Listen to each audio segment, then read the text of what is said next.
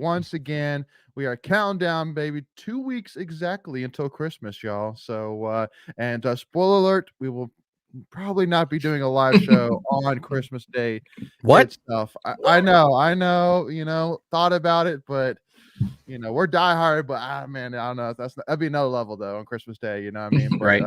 but Nothing's anyway, open on Christmas Day, so we shouldn't be either. I guess so. Yeah, I guess so. But either way, though, that doesn't necessarily mean that we can't have any more NC State news or NC State tweets getting popped out there, though, during Christmas Day. That's all I'm saying. So, but anyway, though, so if y'all been on the show before, if y'all have been to the show before, if y'all have tuned in before, you know the drill. But if you haven't been here for, once again, any questions, comments, thoughts, concerns that you have, put them in the chat and we will get to them here today. But I do gotta be honest, we have a ton to get here to today.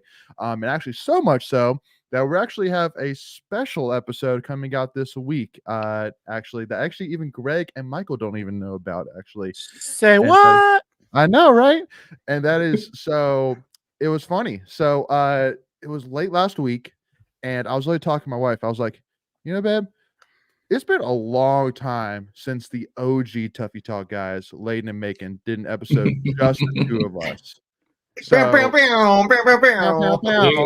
the OGs, Okay, I see you. just Macon and I, I was like, it's been a year, if not longer, man. It's been a long time since it's been just Macon and me, It's a good problem to have. OGs. It's a good problem. It's a good problem to have. I mean, yeah, I respect the hustle.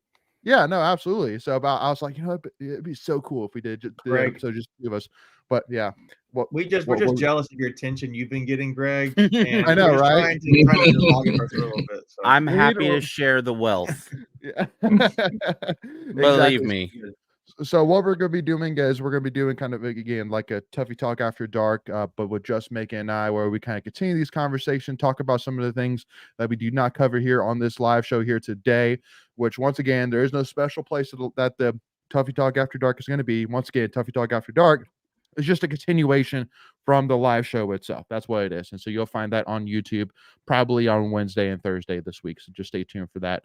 But always, you got my mom with the wolf hand there in the chat. So yeah, by the way, y'all, if you haven't already, do us a big favor. And if you support what we do, please consider joining the channel itself. You'll get access to some really cool emojis that you can use in the comments, as well as some legacy badges as well that will pop up beside your name.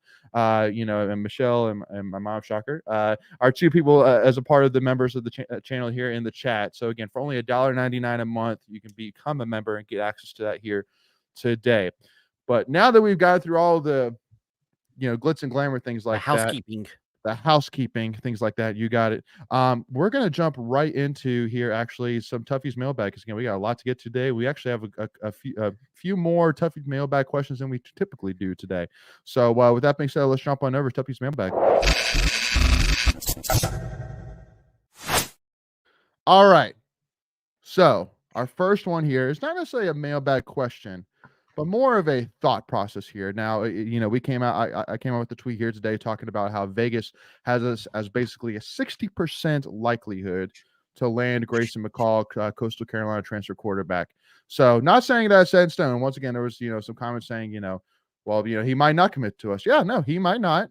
But just saying, it is interesting the fact that you see these list of transfer quarterbacks, and most of them are like plus 200, plus 300, plus 500. But us, it was minus 150, basically saying it's more likely than not per Vegas that he's going to come to NC State. So, pretty interesting there that it would make it that likely. So I do want to kind of ask, and let us know in the comments too here, if Grayson McCall decides to come here, who's famously known for, as of right now, for having a mullet, what are some nicknames for the guy? I mean, Greg, Michael, Macon, y'all have any thoughts here on some interesting nicknames for Grayson if he were to decide to become a part of?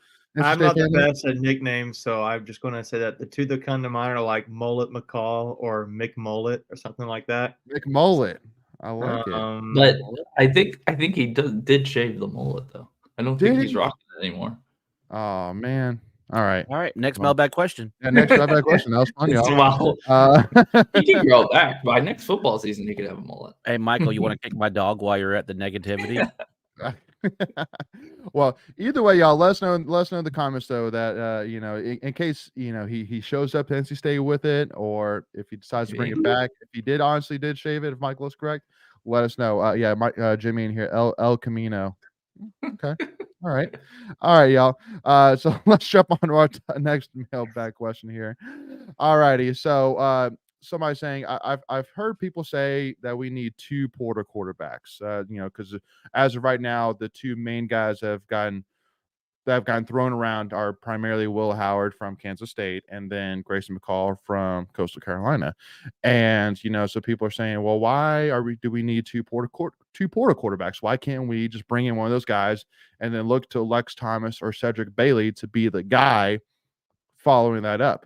So, I mean, Greg, give me your initial thoughts here. I mean, would you feel comfortable if we landed Will Howard or Grayson McCall and win its next season with Lex Thomas being the backup? No. Yeah. Okay. There you No, go. and it's no disrespect to either he or Cedric Bailey if Cedric Bailey does commit, which does sound like it's going to happen. But you probably want a guy that's taken some college snaps as your backup guy. Both of those guys. I mean, I would feel obviously. I would probably. Well, I don't even know if I could even say that. Just depends on how Cedric Bailey were to come in and perform. But I just feel like you're going to take a portal guy. One's going to be a starter caliber, and the other one's probably going to be a project guy. Probably. The starter's going to have 1 or 2 years left, and maybe you try to go after a portal guy that still has like 3 years of eligibility. So if things were to get sideways and we got down to one of those seasons where we had to play 4 quarterbacks, you would feel a little bit more comfortable sticking one of those guys in vice a true freshman or a redshirt freshman. Yeah, agreed. Michael, making thoughts from y'all? I mean, no, pretty much just what Greg said. I mean, you got a freshman, true freshman, and a redshirt freshman, and neither of them will have taken a snap, or even really in Lex's case, I don't know how much he even practiced this year. Right. Coming That's off a good point. Shoulder surgery. So you gotta take 2. Yeah. Yeah, absolutely. my thoughts would be one, just to clarify there, Greg. So Cedric Bailey is committed to state. He's never decommitted. Correct. That's true. I know what you meant. If he sticks to his commitment, yes. Right. Thank you for clarifying that. And to Leighton popping this tweet of the week up, yeah. The talk was to go on with where it come from, to I guess get inside of where Greg was coming from. There was a lot of reports of how Miami was really going after Bailey, and along with one of his teammates there at his high school. So it sounds like when they played their state championship game, Dave Doran, I said, well, they kind of rolled pretty deep. If you saw that, they rolled deep on that one. Joker Phillips and Roper went to the game, yeah. and he had a coach there the week before too. Goebel, was it Goebel that was there the week before? I don't know. I don't know if it's him or not, but yeah, but they had somebody at the semifinal game too. So to that point, they were sticking with them tough. Yeah, it looked like they basically locked. They've kind of or sealed that decision up, or kind of locked him in, which is good. I mean, he's a high upside guy you want to bring in as a high school level recruit. But I think back to one thing I didn't hear these guys mention necessarily, just maybe to add some more color to, was I think back to the last couple of years and how we had 4 QBs we needed to have on our team, and we had this past season we had really it was Armstrong and Morris, but we coming back and forth. I want to have one guy, more than one guy, I should say, that is proven and is a really good depth, because you never know how deep in the bullpen you're going to have to go. And I'm sure Bailey could be a really good quarterback. Lex Thomas, in time, I'm sure he could bring something to the table. But you're bringing in a surefire starter as QB1, in my opinion. And then I think you can bring in a guy who is willing to say, look, this guy is QB1. You come in and just learn the system this year. You play backup. If, the next season, it could be yours if you just continue to work at it. I think they probably phrase it in that way, some regard. But I would bring in as many talented QBs and skill position and all those kind of things as you can, because you never know how deep you got to go. Yep. Absolutely.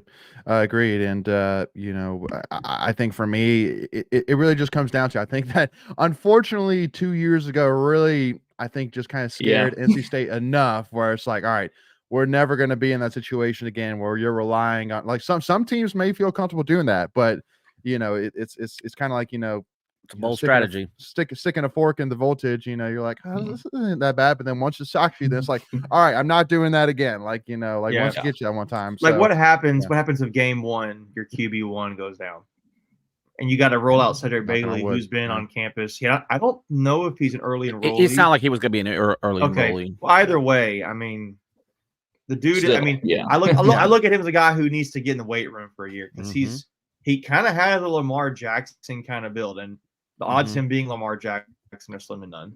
So it's just I think he kind of needs that year to get adjusted to college football, and that's just nothing wrong with that. So yeah. Well, and at the end of the day too, like, again, y'all, like, it's a different world we live in, where once again, like, we want to be loyal, and at the end of the day, we want loyalty to be a part of who we are.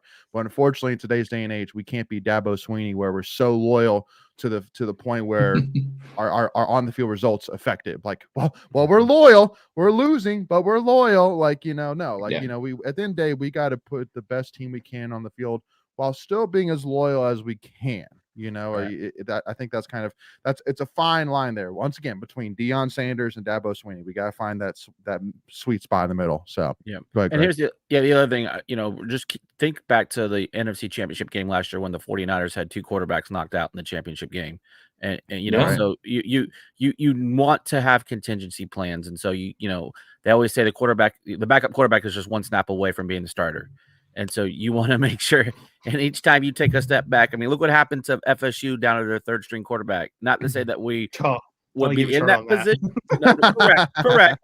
But I'm just saying, like, you want a guy that's, not a true freshman going in there and throws for 55 yards in a ACC championship game, and by all accounts, through no fault of his own, cost you a chance at the national championship because they didn't hang 55 on Louisville. Yep. Absolutely. All right. So first of all, get a couple comments here.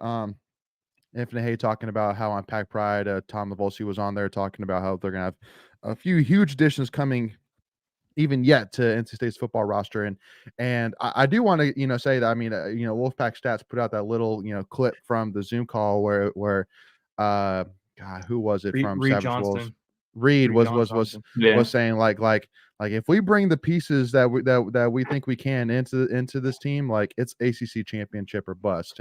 And you may say, oh, okay, like, that's just, it's We've hype. heard that before. We've heard that before, but I mean, I'm telling y'all, like, I think it's more than lip service. It's a little bit more lip service. And again, obviously with us at Tuffy Talk, we're not an insider crew. We're just, again, we're fans just like you guys. We're not media insider people, things like that. So if you want to find out the insider information, I would highly recommend Inside Pack Sports, Wolfpacker, Pack Pride, those guys. Check out one of them. But I mean, if you just have your ear just touching a wall, not even like on the wall, just touching the wall, you probably have heard that there's a lot of great things going on and a lot of exciting things going on within the state football program. So excited to see what happens with it. And then Preacher Man, good evening, Tuffy Talk. What's up, Preacher Man? Appreciate you tuning in. And Michelle recommended the same thing. After we had the year needing 4 different starting quarterbacks, we will never feel like we ever have enough. If we can get 5 or 6 quarterbacks, we need it. We'll take it. Absolutely. And then also to Eli reminding us that Drake May announced about an hour and a half ago that he has decided to enter the NFL draft. No real shocker there. 0-2. 0-2. Well, people say 0-3. Are we saying 0-3? I said 0-3. Michael Tracy says 0-3. And people got upset about it. He was on the team. Michael, you've been rough. You've been upsetting some people this week, Michael. This week, like last month. Michael, I know you enjoy it too. I know when you put that tweet out, you're like, "Oh yeah, this is going to make some people mad." Well, it's because the UNC tweets get. But I know you. I know when you do it, Michael. There's no way you can put that tweet out there. And you're thinking, I have no idea this would make people upset. You know what you're doing. Michael has reached my status where people are like mocking him and posting his picture on X. So congratulations. I get the profile picture zoom in. Yeah. Hey, it's funny. Like for a while, I think it was like last week, I was thinking that how I saw you had put out a couple tweets, Michael, and I was gonna send you a message, be like, why don't you ever post on Tuffy Talk? But then I remember Nah, it's okay, Michael. You can keep tweeting on your own. I love it. Not that I disagree with a lot of what you're saying whatsoever, but No, I know. it's hot. It's hot. Yeah, some of them So, are yes meant Hey, to get that stir lighter the out, pot. Macon. Here's the thing I see it. You're not Wow. wrong in your tweets. It's just like, hey, that's kind of tough. So they just don't like it. They don't like the reality of things, Michael. So Sometimes. Yep. So, and anyway, so let's jump on to our next mailbag question here. What are your thoughts on recruiting JUCO players? I know this kind of goes off of Daniel, the tight end transfer JUCO college player who announced his transfer to NC State. That probably is kind of going at it. What are your thoughts here, making on going after JUCO players? Hey, affordability, man. You can they're a little bit cheaper, right? They're not going to be these Power 5 guys transferring who need 6 figures to come to your school, right? So I think you can really get some good Red Hibbler, JUCO guy, right? Yeah, he probably He's one of Fitzgerald. cost the anything. one of the best edge rushers, Fitzgerald, that's another great example there. So State can find a lot of really good JUCO players, and they would be smart to do that. So Well, here's the other thing about got one already, right? The tight end. that's what he just said, Dante Daniels, yeah. Or is it Daniels or Daniel? Dante Daniels, I think. I thought it was Daniels. Joshua Campbell said Tyreek Hill, JUCO player, there in the comments. Yeah. Just an example. So, and that was kind of the angle I was going to take, not necessarily naming Tyreek, but you have a lot of P5 guys that, for whatever reason drop down because, whether it's grades, where it's an off-field issue, whether it's just whatever, they got to go down and find the JUCO route and get requalified. And Last Chance U was a good example of some of those guys going back to P5. So it's not like you're getting scrubs. So, you just got to go out and do your homework. And, it takes a little bit more work to find them sometimes. But if you're a good ball player, you'll get found no matter where you're playing at. And some of it is to like recruiting nowadays. You have to put yourself out there. You have to be promoting yourself and going to all these camps and stuff. And, if you can't do that or don't want to do that, then you probably, your options are limited. So to go the JUCO route, and you could still be like we said, there's plenty of P5 level players that just go the JUCO route for whatever reason. Technically Cam Newton was a JUCO player. I don't know if you remember that. Yep. 1 year ago. It was a whole different scenario. Right, but like I said, right, like whether you have an off-field issue or whatever, he got in trouble, had to go. Yeah. I mean, it happens a lot, and there's plenty of good players out there. I mean, you could probably get like an all-star team of JUCO players if you really just spent 15-20 minutes researching it, guys that play JUCO, to your point, Macon. So yeah, you just got to put the effort and time into finding these guys. I'll take Cam Newton. I'll take prime Cam Newton and prime Tyreek Hill, and I'll beat any football team in the country, man, dude. Yeah. So, all right, let's move on to our next mailbag question here. Once again, Greg, gotta get an update. Are we still upholding the road football game tradition with Cal next year, man? Yeah. Is that still? Are you okay? Really? You said you might not do it that game. No, I'm in. My wife's not here, so I'm in. Oh man, you're not in then, dude. You're not in then. Yeah, you gotta be both on the same page. Yeah. So I mean, I've been looking at Southwest tickets out to California already. Obviously, we don't have the schedule, so we'll probably have that. What are we thinking? Like April, I think March, April timeframe. I think is when it gets when released. we get the schedule. Yeah, It's it feels it's like usually around the spring game time. Yeah. So as soon as that gets dropped, I will probably be purchasing a ticket. Yeah. And Greg. that game got a little more interesting today. Cal got a quarterback transfer from North Texas, who's a pretty good option in the portal. Posted in the Discord, I was like, it's ACC related news, and I can't believe I'm saying that. So yeah, isn't that crazy? Cal. Well, and the other crazy too is SMU is playing Boston College in the Fenway Bowl, so there's a ACC preview matchup for. That's just weird, dude. Yeah, I don't know if they have each. I'm assuming they don't play each other next year because they normally don't like to do those kind of things. So, but yeah, it's crazy. Yeah. Which actually, by the way, too, I'm going to go ahead and put the link to join our Discord as well in the chat as well. So if you're not already a member of our Discord chat, just go ahead and click that link in the chat and go ahead and jump in with us. Free to do, and a lot of great in-state talk on there. Go ahead, Greg. I was just thinking we're going to have a defending champion in the ACC next year, and it won't be FSU. Well, and I mean, a conference champion. and low key, that's what I'm saying. Low key, I mean, SMU, man, we were talking about, man, SMU, but SMU is looking really good. I mean, and their coach is locked into an extended contract, and I'm sure they're excited about an opportunity to compete in the ACC. So, and we're getting them for free. That's right, and we're getting them for free for how long? 7 years? Yeah, I think until the crazy. Yeah, I think 7 or 8 till years 30. Yeah. Like if I were a Stanford, a Cal, or SMU fan, I would get it, but I wouldn't necessarily be happy. I'd get it because you don't really have a choice. Your options are very limited. Let's put it that way. But anyway, alrighty. Last tweet of the week here, or mailbag. Sorry.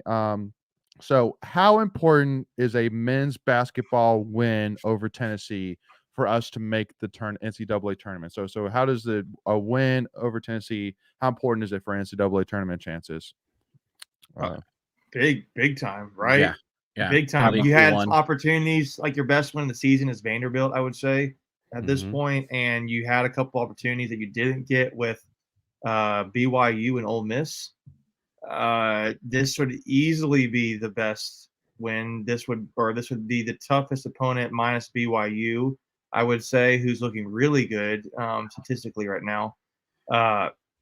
It would be a huge bonus for State to have this in their back pocket, in their resumes. I don't think it can be overstated. And Tennessee's not the greatest team in the world, but it's almost like a guaranteed quad one win. Second, third best, top three toughest matchup you'll have in your out of conference this year. So neutral court win. Yeah, got to get this win if you can get it. Yeah. So, well, and I think too, just like you said, I mean, Tennessee is one of those programs. I mean, just like you said, that you're going to feel confident that's going to stay in that Q1 range by the time the season's over. But I mean, yeah, I think it's just a great measuring stick. Like now we finally got some positive momentum. We had the big win over Boston College, and so now it's like, okay, now we're moving in the uptrend. Now, can we continue to move in the uptrend, especially as we build into the ACC schedule, which again, I mean, is going to be tough. But I mean, that's I feel like that is every single year in the ACC. It's never going to be easy in the ACC. It's never going to be that. So, but yeah, let us know in the chat as well before we get Michael and Greg tuning in here. But how important would you say with it as well? Already got Josh and Michelle saying very important. And also to Preacher Man pointing out that MJ Rice was playing too, which to actually even back up that point, I'll go ahead and bring up our tweet of the week when it comes to that, where through Pack Pride, when Kevin Keys was asked on MJ Rice's debut, and he said, and I quote, "I saw MJ after practice and asked him if he was ready. He had a big smile on his face. He's going to be so big for us." And I mean, I watched that slam dunk towards the end of the game. Like, dude's playing with a lot of confidence, and I love it. And dude's athletic. He's fun to watch.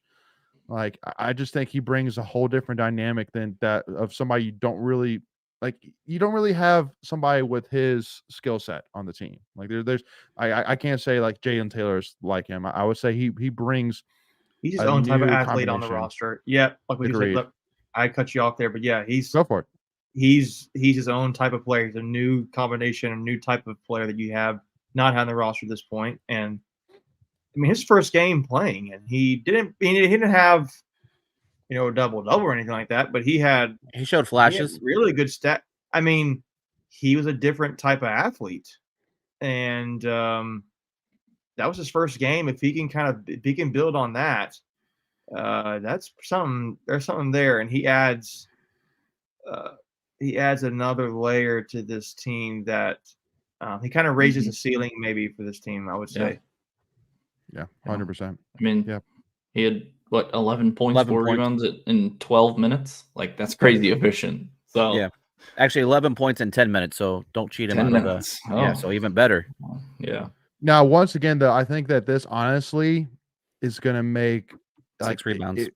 Well, this is 60. honestly going to make Kevin Keats' job even more tougher than it was. And like if Good this is going problem to to be a have. team that can be as good as it could be, then it's going to take Keats doing an amazing coaching job at figuring out who the guys are, like who the main guys are, who's going to be the guys that are more of the filler, and then maybe having deeper conversations beyond that, because obviously you're not going to be able to play all these guys. Like it's just not Can going I to be able to ask happen. It doesn't make sense. who? Let's say MJ pans out the way he's been playing right now. Like, do you think he has a Do you think he plays like is he a starter? Do you think who would be the starting five for this team? I mean, is he coming off the bench? You say if he if he continues to build on this, you could totally see him being a starter. I don't think he's not right now, but I mean, yeah, if he's got to replace anyone, he's probably going to replace Horn. I think Jaden Taylor is entrenched. I think obviously KC's entrenched, and so with the 3 guards, it just seems like the logical person would be Horn. That would be bumped.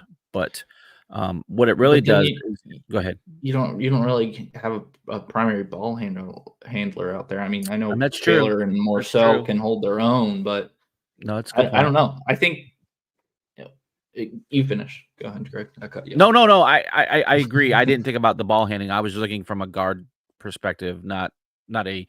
I think it's a really difficult decision. It is. I think it'll depend on the matchups each game. I think so too, because you're right, ball handling. I think you need Horn out there for that, because him and O'Connell will rotate there a little bit. Yeah. You're not taking Casey off the floor. I think LJ Thomas or Parker is going to be like the guy that sees less minutes because of this. Right, but you're not taking Casey off the floor or anything like that. And it's too good defensively. Yeah, I don't know. I mean, like it's a very interesting conversation. Maybe during the each matchup they'll reevaluate it, but if he continues to build off that, he's gonna be hard not to be a starter. Yeah, if he plays like that, yeah, it's gonna be hard not to make him a starter. But I mean, Jaden Taylor is your leading scorer on the team, so I mean, is he replacing Casey? Casey's I don't know. Maybe they go. Maybe they stick him at the 4. Casey's your shooter. Casey's the guy who will go in the corner and shoot a 3 for you. You need that guy. I mean, maybe he's your 6th man, but I don't know. Start him at the 4 and just go small. Go Horn, Taylor, Marcel, Rice. That's and really then small though. Yeah. So then now you're putting. Go ahead. It depends on the matchup. If you can get away with it, I think that's probably your best 5. But again, it depends on who the other team's got at their 4 and 5, because you have to have good defense there. My concern there is you're putting a lot of pressure on DJ Burns to defend without fouling. He doesn't have that help, so that would be my concern with that. But all this being said, these are some good problems to have, right? That you're trying to figure out who's going to play what and what role. It's a good problem, but it's also, just like I was saying, it's kind of an important problem though, because I mean now I mean you're splitting hairs right now. I mean again, between like where are you going to fit these guys? Like it's not like, oh, we have a glaring hole here, just put MJ right there. Like I mean there's not a glaring hole in terms of that. I mean I know we've seen Jaden and DJ have rough nights, and same thing Casey and all that. So it's easy in that moment to say, oh, there's a hole there, just put MJ there. But I mean overall, if you look at the whole season, there's not a glaring hole, if that makes sense. Yeah, that's kind of the issue, which is gonna be tough. So I think kind of to everyone's point, I think you'll see where Coach Keats will just get a feel of how the game is going, and if someone's got a hot hand, he'll probably just ride that and just go with that. And I think and we kind of talked about this when we did our season preview. This could be a team of by committee. Oh, totally. Yeah. Well, and again, because I definitely agree with you, Greg. It's definitely going to be. I think MJ brings that energy, that firepower, like again, I mean, that dunk, like, that's just a different kind of athleticism. Yeah. So, I mean, he was a 5-star for a reason. So, yeah, he went to Kansas for a reason. Yeah, exactly. So, it's a good problem to have. But excited to see what we could do out of it. So, any final thoughts on basketball for him? No, I think we're good. I think it's good. It's going to be fun to see. We got a game tomorrow night, I believe. So, That's right. All Already also and at PNC Arena, by the way, too, with one of our, I think only our second or third home game of the season. True home game, yeah. Yeah, true home game. So Yeah. all right, y'all, let's Martin. jump. Yeah, that's right. UT Martin.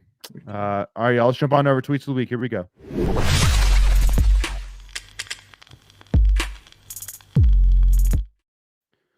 All righty. So the news today, and Greg being like, yeah, buddy, the 2024 Pac-9 schedule is out. And don't worry, I know this is, if you're watching this on YouTube, yes, it is small, but again, I mean, there's what, 30 games, probably 30, 40 games a season. So it's usually 45.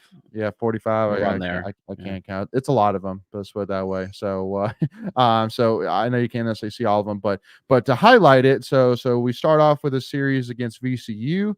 We go to Hawaii. So we play 2 games. That's got to be a great game for us guys. We play 2 games at 11:35 a.m.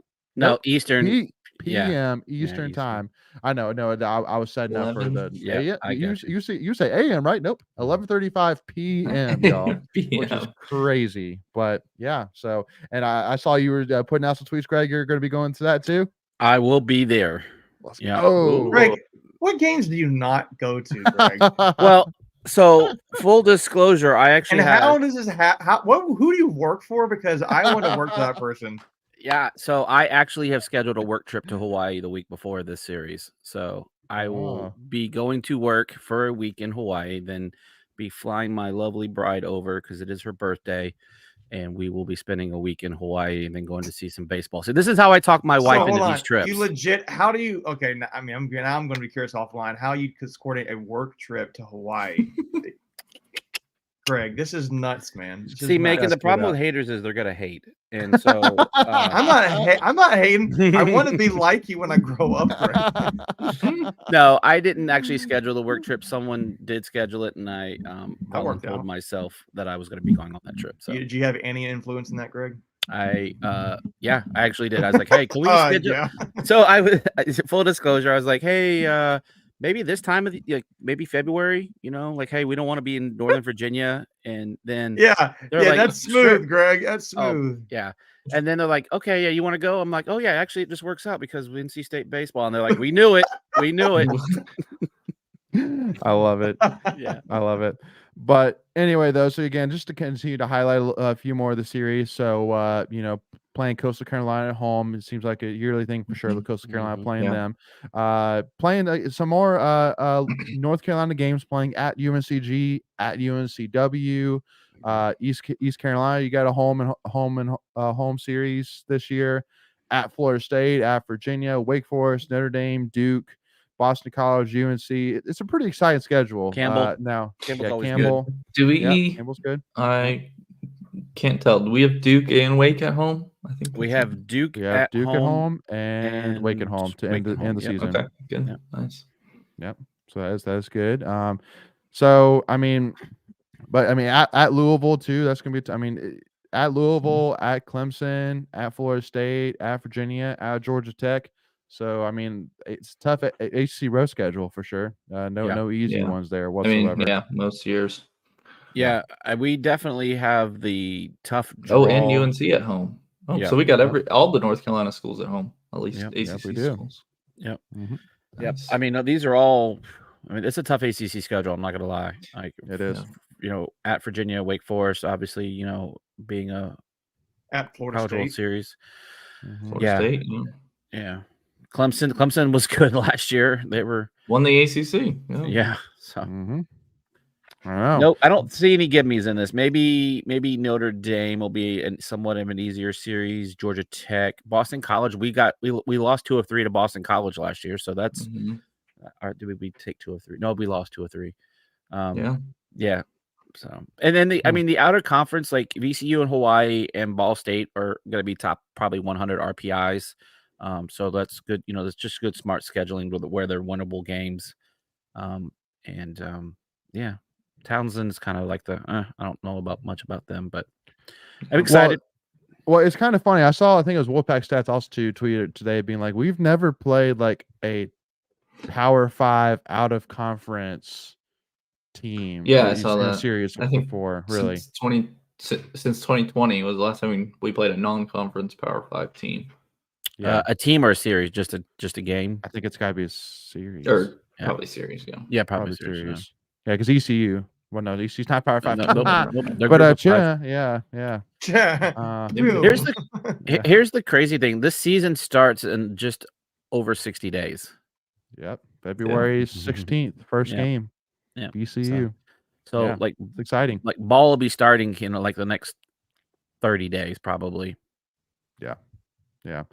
Exciting times, I'm telling you. So excited for baseball to get started. But again, we'll talk more about that once we get a little bit closer to the season getting underway. But shout out to, I think, one of the biggest pieces of news. And again, there's a lot of news to get at. But I know that for all of us being, basketball fans, but I mean, just respecters, Zoe Brooks getting named ACC Freshman of the Week. Deserves it. And absolutely deserves it, getting the second only ever triple-double for the women's basketball program against Liberty. And she is a freshman, y'all. Freshman. Triple-double. Certified baller. Second time in program history, not amongst freshmen, against any player who's ever played women's basketball for NC State. She's only the second person to ever do it in the program's history as a freshman. It's unbelievable. Yeah, so in her first start. I mean, first start. Yeah, absolutely. Yeah. Go ahead, Greg. So I saw someone tweet today that was a manager. I believe her name was Tanisha Lewis, who had the first one, but someone said that she actually had two that season. So we're not. So I saw they were saying yesterday that it was the second ever, but this person who said they were a manager on the team said that Lewis had two that same season. So regardless, she's definitely the second person, but maybe the third game. But yeah, amazing. Yeah, I mean, Carson's saying here Brooks is going to be so good for us, and I mean, again, like, we didn't necessarily need her to be this good this year. Like, if she was good this year, okay, that's just cherry on top. But I mean, you felt pretty good about what you had already with Snia Rivers, Isaiah James, Madison Hayes, Mimi Collins, things like that. But now seeing Zoe Brooks absolutely ball out, even ever since UConn, I mean, it's exciting times. Like, I mean, right now you got a lot of young. Yeah, you're not 10-0 from a fluke. Let's put it that way. No. I mean, you're a deep, talented team from the front to the back. There is a lot of talent all over this team. Did anybody watch the game yesterday? Yeah, I watched some of it. Yeah. Did you see the play where she was falling down and threw the pass behind her that back? Was sick. Mm-hmm. Oh my god! Like, if the girl had made the shot, I don't remember who missed the shot. I was just like, because it was right in front of us. I was like, no way, she just made that pass. She made like 3 no-look passes yesterday. She's sick, dude. That's just like natural instinct. You can't. That's not anything you can teach. Like that's what separates feel for the game players from really good players. Yeah, it's that natural feel. Yeah, and she makes it look so easy too. Like when I'm watching her, she just seems like slower, but she's so much faster. If that makes it looks like it's in slow motion when she makes these plays. It's like she glides almost. It looked like she meant to do that. Like, she looked like she meant to fall down and throw it behind her back. Mm-hmm. It's crazy. Yeah. Making any additional thoughts on Zoe? 14 points, 12 rebounds, 10 assists. I mean, she had 3 blocks and 2 steals, something like that too. Yeah. And how many minutes? Did you play the whole game? Pretty much, yeah. I think she probably had maybe 2-3 minutes of a break.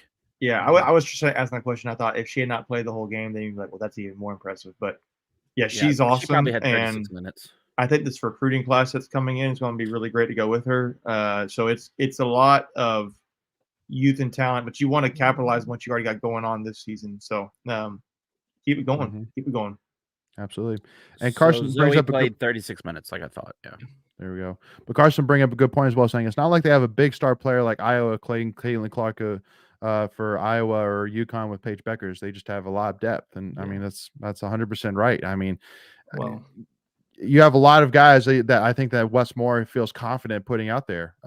Even Lacey Steele, friend of the podcast. I mean, she had a nice game, and she could be productive. Like, she's not going to blow you away right now. But again, she's a true freshman. You don't expect her to blow away. Zoe Brooks is nothing of normal whatsoever. If you expect people that's kind of the football team. If you expect freshmen to perform the same way KC Concepcion has been performing, you're going to be really disappointed because he's 99.9% of the time. Kind of the same with Zoe Brooks. Like if you're expecting that, you're going to be disappointed. So State played 8 players yesterday. 4 of them were true freshmen. That's awesome. Yeah. That's good stuff. That makes you excited. Which Not one? only just about this season, Steele but- Brooks, who? Collier and Collier Cox. and Cox, okay. Yeah. Gotcha. So, and Josh asked the question, how serious is Sinai Rivers' injury, which should be available at UCF Saturday? She took it around and just said she couldn't go yesterday, but Yeah. I don't think it seems anything long term. I think she'll be fine. Yeah. Which that game at UCF Saturday, that's a tricky You're one. gonna need her. I didn't realize we haven't. This is our first true road game this season, so yeah, it'd be really good to have her back. Yeah, and USF is a really good team. Like they're gonna be in contention for the AAC. Yeah. So, and again, especially since you have 6 days to prepare, there's no game, so she could just be in treatment all week, and I'm sure she'll be fine. So, and because again, there's no school, right? So she can really. I think they're completely done, right? Correct. I think you're correct. Wednesday is technically last day of exams, right? Wednesday. Yeah, but no classes, so all exams. So yeah. And then my mom was asking as well, what are the redshirt rules for basketball? Just curious. You play one game, it's not like it's not like football where you get 4 games. Is it a quarter of the season? 33% of the season, so like a third of the season. Yeah, because I remember we were talking about that last year with Dusan, seeing if he could get a medical red shirt, but he ended up playing. He ended up playing like 1 game over. That's medical red shirt, though. What about a regular red shirt? Or I thought if he played. Okay, I think. Well, now I gotta look it up. You're right. I'm like, because I thought go ahead. Go ahead. Nah, I was gonna say just side note random. Tyreek Hill just got hurt. Ooh, man, someone was just talking. Come on. Well, I'm not gonna say that's good, but I'm playing against a guy in fantasy for the last playoffs. He's trying to walk it off, but he got hurt on his knee pretty bad. And in other news, we were talking smack with a little side note about fantasy. People were giving smack to I just totally drew a blank. Naeem. And about fantasy, and he goes, I don't care about your fantasy football. It's funny, I honestly think that NFL players are like either one way or the other. They're either like, I don't give a crap, don't even mess with me about it, or they're like Austin Eckler, which is like, oh yeah, I play fantasy and I have the guy on my team and he just beat me, all twice that, twice yesterday.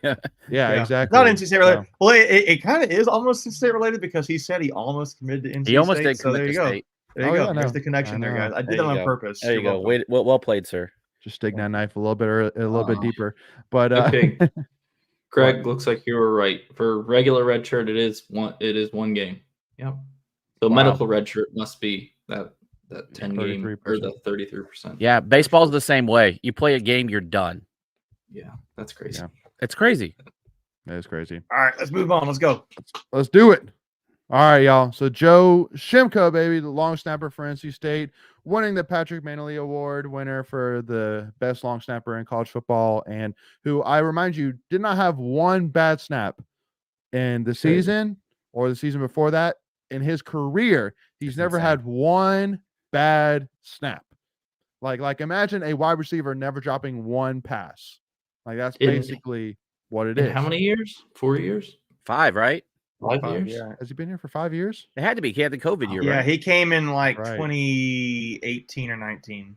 Wow. That's crazy. Yeah, I mean, and Josh, I was just looking it up a second ago. And Josh said right here, I mean, that's an insane stat. Because I honestly think like the comparison of imagine a wide receiver never dropping a ball. I feel like that's a pretty fair comparison because I mean it's nothing more than technique and concentration. Like just like it's in because I mean then day if it's a tough catch, they're not going to give you a drop. Like they're only giving you a drop if you should have caught it. At the end of the day, like and same thing with Joe. Like it's not like if it's raining outside and the ball is wet that they're not going to give him a bad snap. Like it don't matter. At the end of the day, he's going to get a bad snap every single time. He can have a bad snap every single time he snaps the ball, period. So, I mean, much rightfully so. Just absolutely played in every game. He played in every game in 2019 on. So There you go. Yeah. So I Here- mean, go ahead, Greg. No, I was gonna say the one other thing that doesn't have any bearing on the actual award itself, but Yeah. I think he's also where I was going. I think he's up for like the humanitarian type award, the all-state, whatever that is. Yeah. So not only is he an excellent performer on the field winning this award, he's an even better performer off the field for all of his philanthropy that he does in the community. So that is awesome. Absolutely. Yeah. No, again, just it's kind of funny too, because do y'all remember who the long snapper was before Joe? No.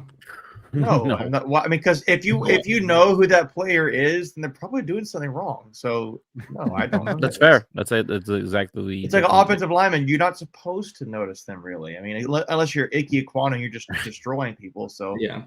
Well, and more of meaning like who, like before Joe Shimko came to the program, like who was the long I can tell you, snapper? it's long snapper in 2018. And it's not disrespectful of the other long snapper. It's just one of those jobs where the only time you're hearing his name is like when Macon said, or he's going down to make a tackle on the play down the field to make a tackle. Right. Other than Exactly. that, he's just kind of an Or invisible man out there. Winning awards for it. Exactly. Right. Which, by Yeah. the way, the trophy for that award, It's kind of cool. cool. That's looking. cool. Yeah, it's Yeah. like a The the broken ball with like arm. 2 forearms. It's pretty cool. Yeah, I agree. But anyway, though, so again, huge shout out to Joe. Again, amazing stat, amazing career for sure. And again, not sure how things work in terms of with the NFL, I got but it. I mean, go ahead, Macon. Who was it? Tyler Griffiths. Tyler Griffiths. Wow, Yes, Tyler Griffiths. he was. Oh man, dude. Yeah, he came in 2014. Man, wow, Yep. because like he was there with me. I Oh, thought good there was job, somebody Leighton. between And Tyler. Tyler Griffiths was a good long snapper too. So He was very good. Yeah, he was. Yeah. He was a 5-star, whatever. I remember. I just the forgot his name. long He's number- snapper camp. I even He was- really remember his number. I think he was number 57. I think was his number. He was So, 57. Yep. And there you go. Yeah. Yep. You need 57. to get a life, Macon. Greg, it's- you were traveling to Cal. I want to hear it, Greg. You went to UConn, man. Twice. Well, but that is kind of crazy though. Twice? That in Oh, yeah. Women's that, basketball. that in the last 9 years of Doran's career, he's had only 2 long snappers. That's insane, pretty, isn't it? It's pretty crazy. That is actually. a pretty cool thing. Yeah, no, I think first it's got to be the first winner of that award for state. It is. Awards have been Yeah. around for a long time. It hasn't hasn't been. Probably not. No, so They were like, so- just a long snapper. it's the first Yeah. year. Yeah, no, but no, it's pretty cool. I think that's now 2 first-time winners for NC State this season, right? So I think someone was talking about his NFL chances. I definitely think he'll get invited as an undrafted free agent and have a chance to make a squad. So You're saying you won't get drafted? Come on.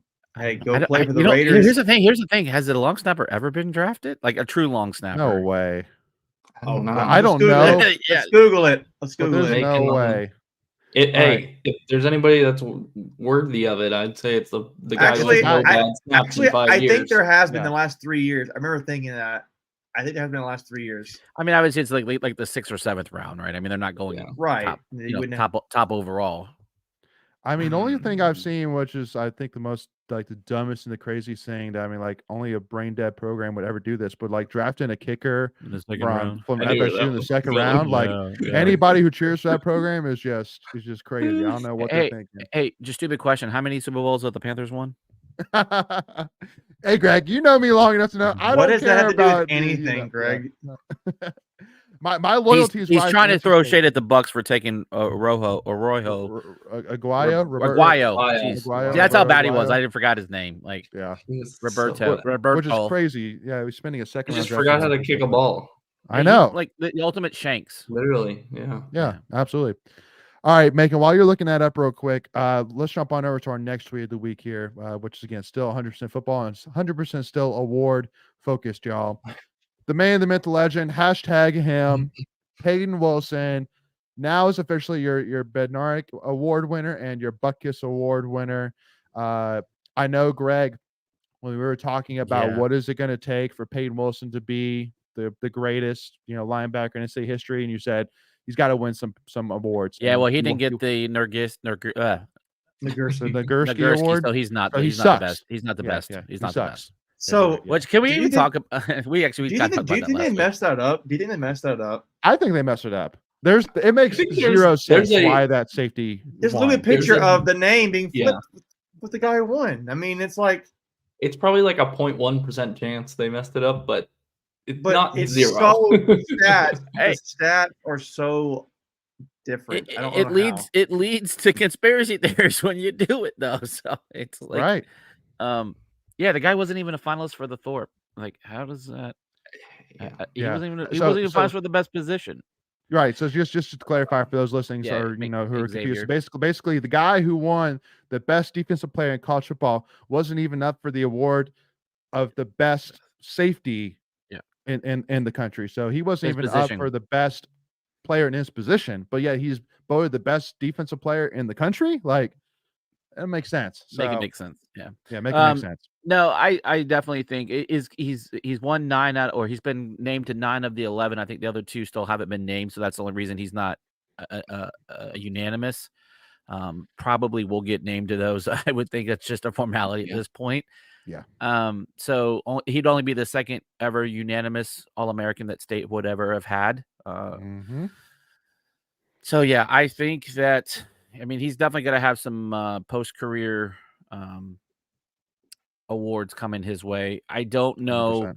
Yeah, I don't know how you qualify for like the College Football Hall of Fame. Like, I don't know what kind of numbers you need for that. So that's still a little early in the discussion process. But Yeah. I mean, he's definitely going to have a jersey honored. Maybe put in the Ring of Honor. I think he has to be in the Ring of Honor at this point, at the 100%. very least. His name will go up in Carter Finley. Yeah, he'll never buy another beer around Raleigh. No. Anything No. anything that he wants, he probably can do. Right? He'll never have to buy another ticket to come to a game. And because again, it's not like once again, just as a reminder, and I know that everybody knows this, it goes beyond what he did on the field. It goes into what he did in the locker room. It goes to his speech after the Marshall game, where he called, down, not out, but down fans for booing, and I mean, there's no doubt that the turnaround you saw after the bye week has somewhat to do with what Peyton Wilson's leadership did. Definitely didn't hurt. It had to be part of it. So I mean, I'm saying for my case here, I'm saying in terms of what he has accomplished, he's up there in terms of in the consideration of the greatest defensive player to play at NC State. I'm not saying he is, but I'm saying he's in that conversation. He's in that conversation, Greg. If he's the best linebacker, I'll give you NC State, linebacker. he's I'll in give the you linebacker. conversation. No, Yeah. I'm with Layton. He's in the conversation. He's in the dude. conversation. He's How not. could he not? How could he not be, Greg? Now I'm going to stick out for Layton here. How Please could tell he me. not be? Hey, you How take is he not this. in the You take this conversation? conversation to Tuffy Talk After Dark. Yeah, we're going to fight you, Greg. No, but like, how could Yeah. he not be? Seriously, in the conversation. No, I'm just getting. Hey, someone has to be the heel. Greg, do on you this even love show. NC State, Greg? Are you even a fan? No. Yeah, no. I mean, like, and I think because I think the only thing which may kind of hold you back is like, well, okay, we're talking about Mario Williams, who got drafted number 1 overall, and we're talking about Bradley Chubb, who got drafted number 4 overall, whatever it Antonio was. Burnett had how many tackles? Yeah, but I mean, so I mean, I think with Peyton Wilson, I mean, he could be a first round guy. I think there's a lot's going to be determined based on what he does between now and the draft, aka like how he grades out in pro day, things like that. But If he had to have And- 2 surgeries, he would he'd definitely be a first round draft pick, no doubt without a about doubt. it. Without a And doubt. he So should- where do you he think he should is have- now? Go ahead, Michael. Sorry, Michael. He should have 2 ACC Defensive Player of the Year awards. In 2020, they gave it to the Notre Dame guy, and he finished second. So he should have 2. But yeah, no, again, I mean, like, Josh was saying, and then we had a couple people even Mhm. comment to us being like, man, what about LeVar Fisher? What are you talking about? I was like, I know, I get it. That But defense was dude, good, though. but man, Peyton Wilson, man, there's no weakness in his game as a linebacker. I mean, like, he could do it all. He's can fast, cover. he can cover, he can hit Yeah. hard, he's got great football IQ, he's a great leader. Like, Yeah. there's nothing else that I can think of that he has an Yeah. issue with. So I mean, it really yeah. is just the injury history. That's it, man. He had the Yeah. shoulder multiple times and the knee, the ACL. So absolutely. But I just come 2 back to full seasons in a row. true. I just come back to the fact that what Michael said, he's had 2 seasons now, and that's a big deal. So Mhm. Absolutely. So let's move on to the other GOAT for the other reasons. in Katelyn Tuohy. Now let's switch it on over here to cross country because I mean we can't be on a live show here and like this can't even wait until Tuffy Talk After Dark. Like this has to be a mainstream conversation. I mean, again, it went so far that I literally what was this? Like when this happened? Like I think Thursday morning. Yeah. I saw the news Wednesday night and I was at a church event and I saw it happen. I was like thinking of all right, you know, I'm gonna put out a tweet and then I started thinking about like there's no way I could put a tweet out to really summarize and make it clear to NC State fans who don't understand how big of a deal this is, what Katelyn Tuohy has accomplished here at NC State, what she has done for NC State in general. So I literally spent like you had an to have hour an and a half. emergency podcast. I did basically like an hour and a half of just like going through and all the accolades she has, all the previous you know, cross country stars we've had at NC State because we've had a few, comparing and contrasting.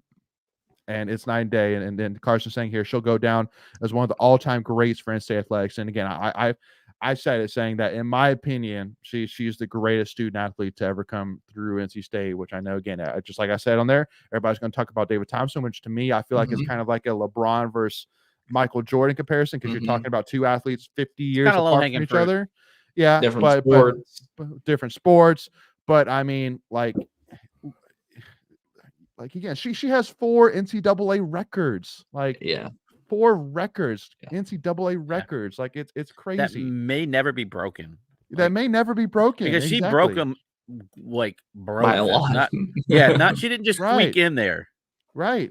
And again, I mean, and she's been a huge piece of bringing 3 team national championships in a row to NC State in a row. I mean, when previously before she even got here, we've only ever won 2 team national championships in basketball, and so to have 3 in a row, like, and on top of that, she has, you know, again, if you want to go check it out, go check out my 7-minute clip. I can't even summarize it all. It would take us a whole another hour to summarize all of her accolades, but I mean, build the trophy. Again, I said it before she even is able to leave to go to Oregon to sign her Adidas contract or whatever it is, like, you know, or sorry, not Oregon. They're in Oregon. They are in Oregon. Yeah. But before she even goes, just before she even leaves campus, go ahead and induct her into Hall of Fame. Like, there's no doubt about it. First ballot, go ahead and put her into NC State. Like, real quick. I told some coworkers of like about her and just told them about how good of a runner she was. And I got to the point where, you know, she'd won multiple national championships. So the team ended up getting their 3rd, and that, you know, she only finished 5th. And they're like, oh, did she not is she not a good runner now or whatever? I said, no, she had 102 fever. And they just all went, what? Yeah. What? Yeah. With 102 fever, she was the 5th best runner in the country that day. Like, I mean, to me, that's almost like the Michael Jordan sick game, right? When they won the national, when they won the flu game, against Utah, yeah. So again, and so, you know, we'll never say definitively, you know, and we'll talk about David Thompson here in a second, you know, that she is without a doubt. But in my opinion, what she has done for NC State, the records that she has broken, the accolades she has achieved at NC State, like, it's unbelievable. And I honestly think that, unfortunately for David, that if he had, you know, been able to play that 73 season and win, you know, probably back-to-back national champions, then we would still say, no, David Thompson won, Katelyn Tuohy too. But you know, at the end of the day, let's jump on over though to, again, the reigning of David Thompson and the statue again put up in front of Rails Coliseum, y'all. And loved, for those listening in, we have a picture here of David Thompson and his I guess 74 or I guess maybe not necessarily 74, but I guess just teammates during his time in NC State around him in front of his statue, and some legends there. And I know that one of the biggest questions going into this thing was, I hope that the statue doesn't look too much like the MJ statue, because I mean, obviously, with MJ is known for the dunking, David Thompson was known for it, you know, too, even though you couldn't dunk back then. And so that was and so when I saw it dunking, I was like, okay, it's not really even in the same ballpark as MJ's, you know, dunking statue. So, but I love it. I mean, I think it's a beautiful statue. It looks great. It looks great, and I love think that they did 44 inches. Yeah, oh. the pedestal. Yeah, I thought about that too. It's the details, right? So Yeah. So Honestly, so it's he's a 44 really inches good- off the ground. He's 44 Yes. inches Yeah. off the ground? his like his pedestal. foot, his foot is like from the actual floor, the concrete is that high. That's crazy. Yeah. Like I thought it was a really good statue. Like it could have looked really cheesy. Some people joke around with some statue will get the face all wrong and all that. Yeah. This is kind of like an iconic classic statue. Like it's got a cool factor to it to me. So Yeah. Yeah. I didn't realize that basically I knew you could not dunk during that era, and that they basically invented the alley oop because of David Thompson. No dunk. Yeah. Really? Wait, yeah. what? What do you mean? Yeah. So if you go back, they Gravely did a interview like introducing the statue. It's like a 7-minute long video. It's really good. If you haven't seen it, go check it out. They were interviewing some of the players, like they interviewed Bill Walton, which, by the way, Bill Walton doesn't really do interviews. So for them to be able to get him for this piece was pretty impressive. But Monty Tao, who was, the point guard on the 74 team, he basically went in and said that they invented the alley oop because of David Thompson, and that because he couldn't dunk, so they would just throw it up and then he would just kind of drop it into the basket. Yeah. But yeah, if you haven't seen that that video clip, like I said, it's the introduction of the statue, and it was really cool. The one thing I didn't realize was in his final game, he said the heck with it and dunked the ball, even though he knew he would get a technical foul for it. But he wanted to dunk one time in his college career, so he just did it. So that's pretty cool. Well, like you've seen a lot of conversations about like how painful dunking is. So I'm sure he probably did that dunk and was like, "Oh, okay, all right, it's okay, yeah, it's okay." Yeah, go ahead, Michael. That rule always never made sense to me. Like, why? Well, because back then they didn't have the technology. Yeah, they want to break the backboards. Well, I was saying, back then they have the technology to deal with dunking. They didn't want to, people breaking the backboards and then putting games to a halt. So it makes sense during the time, but but looking back, it's silly. But it's crazy though, the fact that literally like David Thompson's quad on the statue is at Tommy Burleson's head. He literally would get that high. That was as high as he would get, right, or something like that. That's crazy. You do know the story of him actually taking a dime off the top of the backboard, right? You've heard that story. Yeah, I've heard that. Yeah. Think of a man jumping 3.5 feet, over 3.5 feet off the ground, in like crazy Converse. In Converse. Yeah, Converse. Yeah, but when he pulled that dime off, he was flat-footed and just jumped. It wasn't a running jump. He literally just jumped straight up and pulled it right off of the backboard.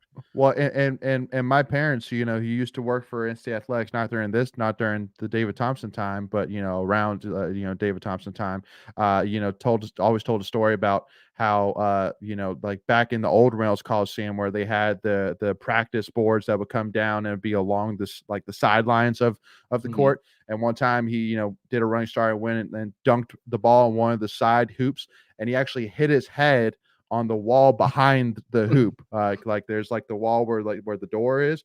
He literally hit his head on that brick wall right behind the basketball hoop and where the door was. Like that's how high and how far he went. So like it's crazy. Yeah. And then Michelle bringing up David Thompson dunked on the last play of his college career and got a technical. And got a standing ovation. I love that piece too. But got to bring up this tweet too here on the live show here before we wrap this up from Chance Puckett about reminding everybody that Drake May's last pass at UNC was an interception in Carter Finley Stadium. I mean, I love it. Same as Sam Howell, right? Yep. Okay. Same as Sam Howell. Same as Bryn Renner. But Same he was as not Bryn in Carter Renner. Finley. It was in Bryn Renner was in UNC's stadium. Like that's three QBs that I can think of in the last 15 years that have had their last play in their college career was an interception at NC State. Crazy. That is pretty great. Bryn Renner at UNC in like 2012, whenever it was, and then it was Sam Howell and Drake May. I don't think Marquise Williams had that happen, but still. No. Yep. So this right here, Carson, you're right about that. Their last pass in Carter Finley was an interception, but regular. I got you. The last time they played at NC State in Carter Finley, was an interception for those. Gotcha. Drake May has already said he won't be playing the bowl, so his last pass was an interception.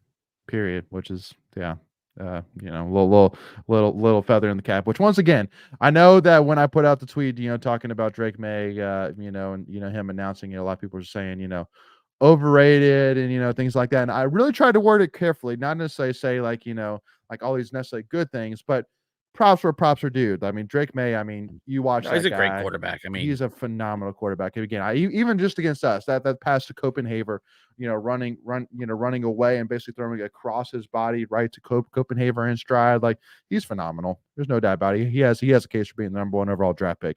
So Sure hope not. pass off to him. But no. Facts are facts. okay. He's good. So, He's good, right? He's good. regardless or not, he's it was good. the first He's one ever good. do it, so it's okay. And then I know, Greg, you had asked me specifically to bring this tweet of the week up, and this will be our last tweet of the week here for the day. But the Mebane Planning Board will discuss North Carolina's first Buc-ee's Whoa. today. You're not going to 120 say gas no. pumps. So, I mean, there's a They're not lot gonna of say people in the no. Mebane Efland area that are against it, because there's a lot of people in Mebane and Efland that are against it. They don't want that Why? traffic. Yeah. what? 40 Yeah. doesn't have enough traffic already? Not really in our area, which is because keep in mind, like where it's kind of funny. So my wife actually looked it up. So when you go to the Google map or when you go to the Apple Maps, there's this one area that literally it actually says Buc-ee's, and it's actually on exit down, one exit down from my house. But like when you look up Buc-ee's, it doesn't show up, but you can see it says Buc-ee's there. So Has anyone ever been to a Buc-ee's? Interesting. Oh, my yeah. wife has. Go I and buy haven't. one. Yeah. Yeah. It's Michael, been to you've a been to couple. one? Yeah. I want I've the been to- brisket. Yeah. a couple. I want The some brisket sandwich is money. Yeah. I want the I mean, brisket. That place is just insane. There's one on 95 as you're headed. In fact, we were stopping there on our way to the Pop-Tart Bowl. My son found out that we're going to the bowl game. That was part of his Christmas gift. And he's like, "Oh, cool, we get to go to Buc-ee's." That was like his first word. Not like, "Hey, we're going to go to the Pop-Tarts Bowl." It's like, "We get to go to Buc-ee's, right?" Yeah. So it's a good time. I went in that place and I spent like $125 when I went there the first time, buying food and t-shirts and all the merch. And we had to buy suntan lotion because we were going to Columbia for the baseball. And that place is insane. It's like a mini Walmart. Yeah. No, absolutely. Well, again, 120 gas pumps. I guess that's crazy. Yeah, you don't never have to wait for gas. There's always a pump. That's crazy. That's awesome. The one at Pigeon Forge that Michelle's referencing is the largest. I don't know if this one is planning on being the largest. They seem to get larger each time they build the next one. They have a freaking wall of jerky. It's crazy. It's crazy. Awesome. Yeah. And by the way, they pay like $21 an hour to be a janitor.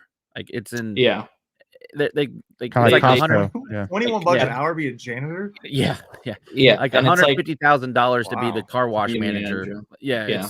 It's insane. They advertise. That's one of their selling points. Like at each gas pump, it shows how much that they make. Like the assistant store manager makes like $100,000. Yeah. Oh man, that's so cool. I love it. Yeah. And just to reiterate too, my mom actually in the chat saying what Leigh said is true about the David Thompson story. So just to back me up there, thanks, Mom. Appreciate you. But yeah, no. So excited to see what happens to Buc-ee's. But I am interested again. Being that again, it's really it's at least from all that I've seen, all the evidence I've heard, it's only going to be an X down for me. I'll definitely let y'all know in terms of how it affects the area for sure if it does go in. So which exit lane do you know? Do you know which one it is? 152. Okay. Actually, 152, 140, I believe. Don't quote me on it, but at least when we did the Apple Maps, when we zoomed in, that's where it was. It was right at the exit of 152. Now everybody knows what exit you kind of. I was gonna say, careful, don't give away away your own address. All right. We're getting closer. We now have a 5-mile radius. Now we can find you. You spotted and run. Mebane's bigger than people think. Let's put it that way. That's all right. I already got an Apple AirTag on his car anyway. He just doesn't know it yet. All right, y'all. Well, with that being said, thank you all so much again for tuning in for the Tuffy Talk live show, y'all. We really do appreciate it. It's a lot of fun. Thank you for all the amazing comments and questions, thoughts in the chat as well. Always great to see some people that have come before and see some new people as well. So just as a reminder, once again, I know Carson, bringing up the men's soccer hire. Don't worry, Nick and I will definitely talk about that here during the Tuffy Talk After Dark episodes. And then we'll talk about some other things as well we didn't get to in terms of women's basketball. Talk a little bit more about them. Talk about the transfer portal, commits as well. So again, make sure to stay tuned for that, and to make sure you don't miss out on those. Do us a big favor: hit that free subscribe button right here down below right now, and hit that notification bell so you're notified whenever we release those episodes or any of our new content. And if you enjoyed this episode, or if you enjoyed this conversation, hit that like button. Make sure to give us a follow, Tuffy Talk Now on Twitter, Instagram. Make sure to go check out our Discord, and make sure if you want to support us and what we do, make sure to go and join the channel as well for only $1.99 a month, and you get access to some awesome emojis and some awesome loyalty badges, y'all. But with that being said, Preacher Man brings up wrestling too. Don't worry, we'll get to it. Thank you all so much for tuning in. We appreciate the support. It is amazing to be here once again. 2 weeks away from Christmas. We'll see y'all soon, and go Pack, y'all.